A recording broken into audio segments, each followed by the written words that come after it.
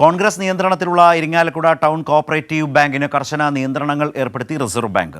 ബാങ്കിന്റെ ഭൂരിഭാഗം സാമ്പത്തിക ഇടപാടുകളും 6 മാസത്തേക്ക് മരവിപ്പിച്ചു. നിയന്ത്രണ കാലയളവിൽ നിക്ഷേപകർക്ക് 10,000 രൂപ മാത്രമേ പിൻവലിക്കാൻ സാധിക്കുകയുള്ളൂ. KPCC മുൻ ജനറൽ സെക്രട്ടറി MP ജാക്സൺ ചെയർമാനായ ബാങ്കിലാണ് റിസർവ് ബാങ്ക് കടുത്ത നിയന്ത്രണങ്ങൾ ഏർപ്പെടുത്തിയിരിക്കുന്നത്.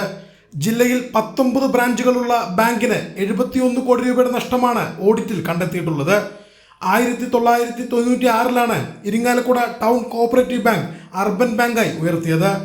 2025 ജൂലൈ 30 മുതൽ 6 മാസത്തേക്കാണ് റിസർവ് ബാങ്കിന്റെ നിയന്ത്രണം. ഈ സമയത്ത് വായ്പകൾ നൽകുകയോ പുതുക്കുകയോ ചെയ്യാൻ പാടില്ല. പുതിയ നിക്ഷേപങ്ങൾ നടത്താൻ പാടില്ല. പണം കടം വാങ്ങാനോ പുതിയ നിക്ഷേപങ്ങൾ സ്വീകരിക്കാനോ പാടില്ലെന്നും നിർദ്ദേശമുണ്ട്. ഈ കാലയളവിൽ ബാങ്കിന് ചെയ്യാൻ കഴിയുന്ന ചിലവുകളെക്കുറിച്ചും റിസർവ് ബാങ്കിൽ കൃത്യമായി പറയുന്നു.